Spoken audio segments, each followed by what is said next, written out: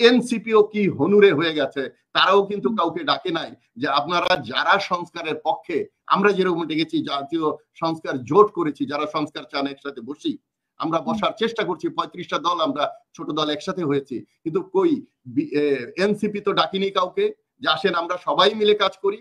ওনারা আওয়ামী লীগকে ফাইট দেওয়ার জন্য হুমকি ধামকি দিয়ে ওখানে প্রবেশ করেছে, তারা অর্থ ইনকাম করার জন্য, নারী ঘটিত সমস্যাগুলো করার জন্য হয়তো এখন সিনিয়রদের ওখানে ডাকছে না, কোনো কারোর সাথে জোট করছে না। আরে আওয়ামী লীগ বিএনপি তো জোট ছাড়া গত 30 বছর চলতে পারে নাই। এনসিপি এই শত শত কচি কচি বাচ্চা মানুষ দিয়ে হয়তো আন্দোলন করতে পারবে, হয়তো একটা শহর ভেঙে চুরমার করে দিতে পারবে। আওয়ামী লীগ এমন একটা পরিবেশ তৈরি করেছিল বাংলাদেশে যে দুটি দলে ভাগ করে করা হয়েছিল দেশকে, একটি হলো আওয়ামী লীগ আর একটি হলো এনটি আওয়ামী লীগ। ঠিক তেমনি ভাবে বিএনপিও ওই পথে আগাচ্ছে। বিএনপি আওয়ামী লীগের কাছে কিছুই শিখছে না, এবং এনসিপি কোনো জোট বা সবাইকে ডেকে কোনো কথা বলছে না, রাজনীতি করছে না, তারা একাই বাংলাদেশ স্বাধীন রাখবে, এটা সম্ভব নয়। এনসিপি যখন এপিসি দিয়ে যায়, সারা দেশে এটাকে ট্যাঙ্ক বলে প্রচার করা হয়েছে, যে ট্যাঙ্ক দিয়ে তাদেরকে প্রচার করা হয়েছে, যে ট্যাঙ্ক দিয়ে তারা গিয়েছে। আসলে ট্যাঙ্ক এন্ড এপিসি মানে আমরা তো বিভিন্ন জায়গায় বিভিন্নটা শুনতে পাচ্ছি। আসলে সাজোয়াজানের একটা গ্রুপ আছে যেটার মধ্যে অস্ত্র শস্ত্র দিয়ে সাজিয়ে যুদ্ধ রণকৌশলের জন্য যায়, সেটাকে সাজোয়া বা সাজোয়া বাহিনী আছে, আমাদের মধ্যে আলাদা ভাগ আছে, ট্যাঙ্ক বাহিনীকে বলা হয়।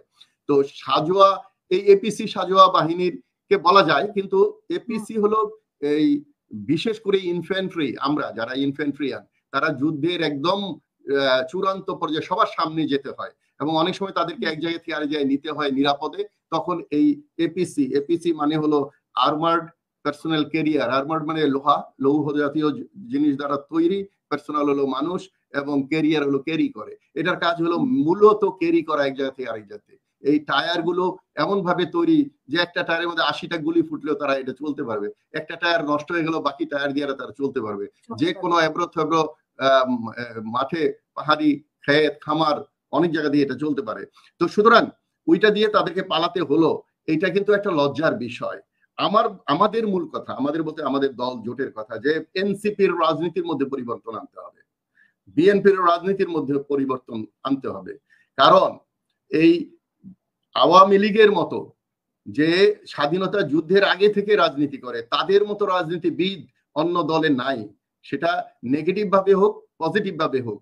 আওয়ামী লীগ হলো, আমি একটা ছোট্ট গল্প বলি, আমি শুনেছিলাম আমার এক সিনিয়র অফিসারের কাছে, ছোট্ট, খুবই ছোট্ট, যে ওই যে টিনের ঘর আছে না, মাটির এবং উপরে টিন, এরকম ঘরে দেখবেন ইঁদুরের গর্ত থাকে।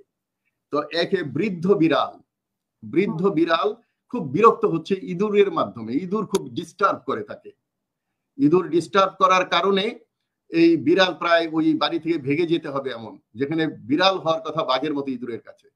কিন্তু এক সময় ওই বিড়াল তার অভিজ্ঞতা থেকে, এই বৃদ্ধ বিড়ালটা হলো আওয়ামী লীগ, করলো কি, যে ওই ইঁদুরকে আর গর্ত থেকে সবাইকে বের হতে না দিয়ে গর্তের মুখের মধ্যে বসে থাকলো, যে একটা করে বের হয় আর একটা করে ধরে। এইভাবে তাই সে সকল ইঁদুরকে ধ্বংস করলো, এবং সেই বৃদ্ধ বিড়াল টিকে থাকলো। তো আমাদের এই বৃদ্ধ বিড়াল আশেপাশেই আছে, টস করে চলে আসতে পারে, বৃদ্ধ বিড়াল এদিক সেদিক আছে। আমরা যদি সুযোগ দেই সবাই মিলে, সরকার, প্রধান দল এবং নতুন দল এনসিপি, তাহলে তো এই অবস্থাই হবে। আমি পরিশেষে একটি কথা ব্যর্থহীন ভাষায় বলছি, এই 3 গ্রুপকেই পরিবর্তিত হতে হবে। আজকে এই যে আমি আরেকটা কথা বলি, খুব গুরুত্বপূর্ণ, যে 4 জন মানুষ মারা গেল, সেটা আওয়ামী লীগের হোক, সন্ত্রাসী হোক, যাই হোক, বাংলাদেশের নাগরিক, হ্যাঁ, আমি দুঃখ প্রকাশ করি। আজকে 5ই আগস্ট থেকে এই পর্যন্ত কোনো মানুষই তো হত্যা হওয়ার কথা না, দুর্ঘটনা ছাড়া, কিন্তু শত শত মানুষ মরেছে দলীয় কন্দলে, রাজনৈতিক কারণে। তাহলে রাজনৈতিক এই এনসিপির কারণে, এনসিপির রাজনীতির কারণে আজকে যে 4 জন মানুষ মারা গেল, আমরা কি সেই মানুষ মারার রাজনীতিতেই থাকবো?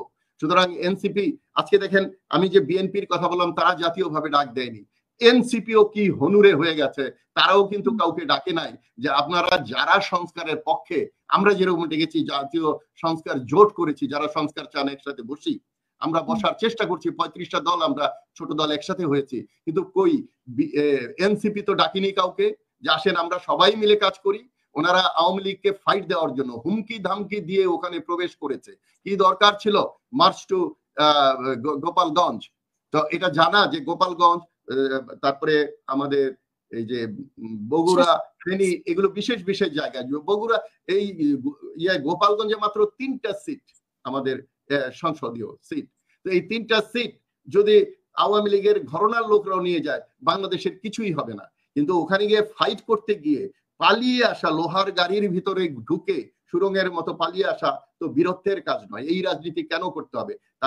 আমি খুব খুশি হয়েছিলাম যখন এনসিপির চীন মৈত্রীর একটা অনুষ্ঠানে শত শত আর্মি অফিসার, সিনিয়র অফিসার গিয়েছিলেন এবং তারা বক্তৃতায় বলেছিল ওনারা আমাদের সাথে আছেন, ওনাদেরকে সাথে নিয়ে রাজনীতি করব।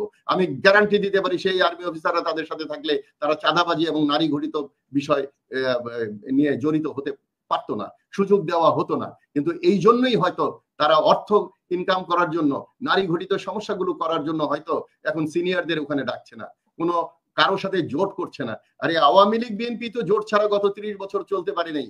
এনসিপি এই শত শত কচি কচি বাচ্চা মানুষ দিয়ে হয়তো আন্দোলন করতে পারবে, হয়তো একটা শহর ভেঙে চুরমার করে দিতে পারবে, কিন্তু রাস্তাঘাট ব্লকেট, এই যে দেখেন সিদ্ধান্তগুলো যে নিয়েছিল, সারা বাংলাদেশ ব্লকেট করে দিল, তার কয়েক ঘন্টা পরে অবস্থান নিল, তারপরে আবার আরেকটা প্রোগ্রাম দিল, এইগুলো কিন্তু ভালো রাজনীতিকে নির্দেশ করে না। সুতরাং আমি বলবো যে আমাদের অভিজ্ঞতা থেকে আমরা বলছি যে এনসিপি যে রাজনীতি করছে সেটা এনসিপির ক্ষতি, দেশেরও ক্ষতি। আওয়ামী লীগ যে রাজনীতি করেছে সেটা আওয়ামী লীগের ক্ষতি হয়েছে, দেশের ক্ষতি হয়েছে। আজকে বিএনপিও যদি তাদের খুব সাথের লোক যে এই যে ইসলামী দলগুলোকে দূরে সরিয়ে দিয়েছে, তারাই তো আগামী 19 তারিখে বোধহয় একটা বিরাট সমাবেশ করবে, হয়তো এরপরে হয়তো বিএনপির দিশা ঘুরবে। শেষ কথাটি বলতে চাই, আওয়ামী লীগ এমন একটা পরিবেশ তৈরি করেছিল বাংলাদেশে যে দুটি দলে ভাগ করা হয়েছিল দেশকে, একটি হলো আওয়ামী লীগ আর একটি হলো এন্টি আওয়ামী লীগ। ঠিক তেমনি ভাবে বিএনপিও ওই পথে আগাচ্ছে। বিএনপি আওয়ামী লীগের কাছে কিছুই শিখছে না এবং এনসিপি কোনো জোট বা সবাইকে ডেকে কোনো কথা বলছে না, রাজনীতি করছে না। তারা একাই বাংলাদেশ স্বাধীন রাখবে, এটা সম্ভব নয়। সবাইকে ধন্যবাদ।